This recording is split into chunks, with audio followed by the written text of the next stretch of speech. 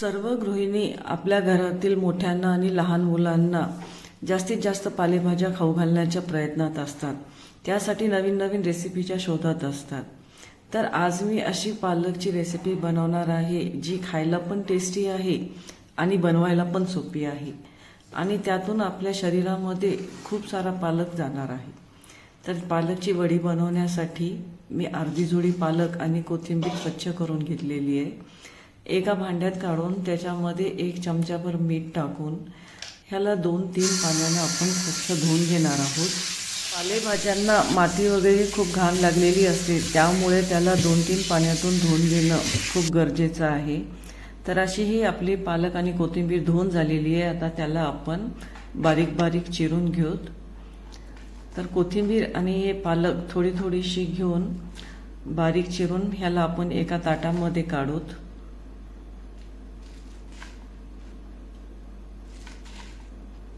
तर असे हे पालक आणि कोथिंबीर चिरून झालेली आहे. त्याला आता एका भांड्यामध्ये काढून घेऊन त्याच्यामध्ये आपण काही मसाले टाकणार आहोत,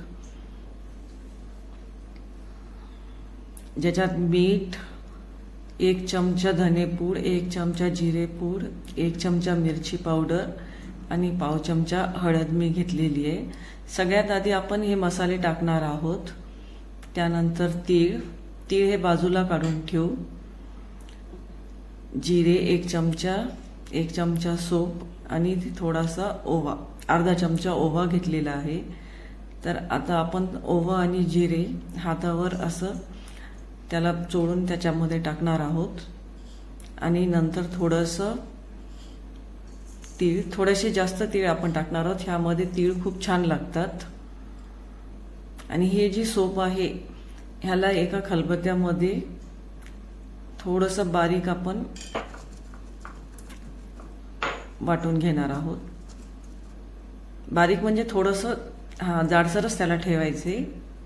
त्यालाही टाकून घेऊत. आणि आता लसूण, अद्रक आणि 4-5 हिरव्या मिरच्या एका मिक्सरच्या भांड्यामध्ये टाकून त्याला बारीक वाटून घ्यायचे. तर असं हे आपलं लसूण मिरची सुद्धा वाटून झालेलं आहे. ह्याला पण पालकमध्ये टाकून घेऊ. माझ्या घरी चिंचेची चटणी नेहमीच असते, म्हणून मी अर्ध्या चमच्याला थोडंसं अधिक असं चिंचेची चटणी घेतलेली आहे, चिंच गुळाची. आणि ह्याला आपण मिक्स करून घेऊ. आणि आता ह्यामध्ये बाइंडिंगसाठी मी बेसन पीठ 1 वाटी घेतलेलं आहे. हे आपण थोडं थोडंच टाकणार आहोत, खूप जास्त पीठ आपण टाकणार नाहीयेत. लागेल तसं त्याला टाकायचे. त्याला बाजूला ठेवून तांदळाचं पीठ मी 1 वाटी पूर्ण नाही घेतलेलं आहे, लागेल तसंच टाकायचे. तर आता आपण 3 चमचे तांदळाचं पीठ टाकून झालेलं आहे. पुन्हा लागेल तसं त्याला टाकू. ह्याला मिक्स करून घेऊत. आता हे थोडं कोरडं वाटत आहे, त्यामुळे त्याच्यामध्ये आणखीन थोडंसं बेसन पीठ लागणार आहे. तर वाटीमध्ये जेवढं घेतलं होतं ते 1 वाटी पूर्ण बेसन पीठ टाकलेलं आहे आणि अर्ध्या वाटीला जास्त आहे तांदळाचं पीठ. आता ह्याला मिक्स करून, मला बेसन पीठ थोडंसं कमी वाटत होतं म्हणून मी आणखीन 2 चमचे बेसन पीठ टाकून त्याला आता मिक्स करून घेऊ चांगलं. आता हे सगळं जिन्नस आपण हातानेच चोळून त्याला मिक्स करणार आहोत, म्हणजे ज्याच्याने पालकचं पाणी सुटेल. ह्याच्यामध्ये पाणी आपण जास्त टाकणार नाहीयेत. पालकचा आपोआप स्वतःच पाणी सुटते. ज्या मिक्सरच्या भांड्यामध्ये आपण लसूण मिरची वाटून घेतलं होतं त्यात थोडंसं पाणी टाकून मी घेतलेलं आहे. आणि आता हे सर्व पीठ आपल्याला एकसंग करून मिक्स करून घ्यायचे. मस्त आपलं पालकच्या वडीचं पीठ तयार झालेलं आहे.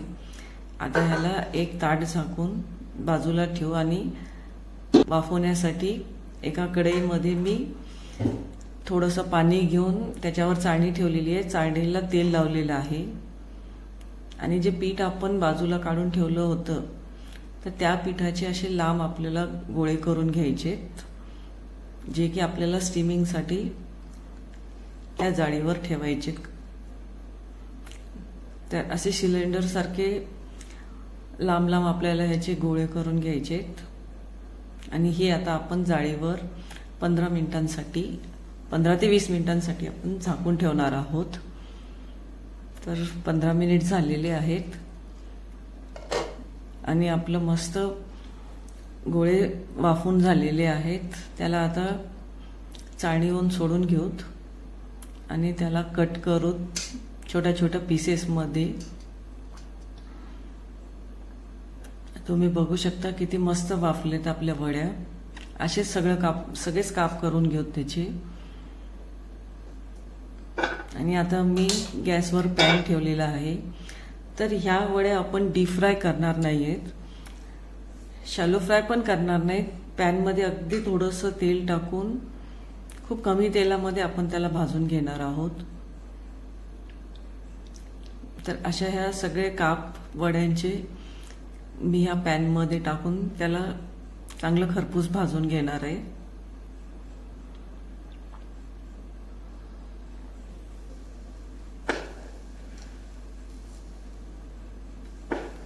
तर बघूयात आपले वड्या चांगल्या भाजलेल्या आहेत का.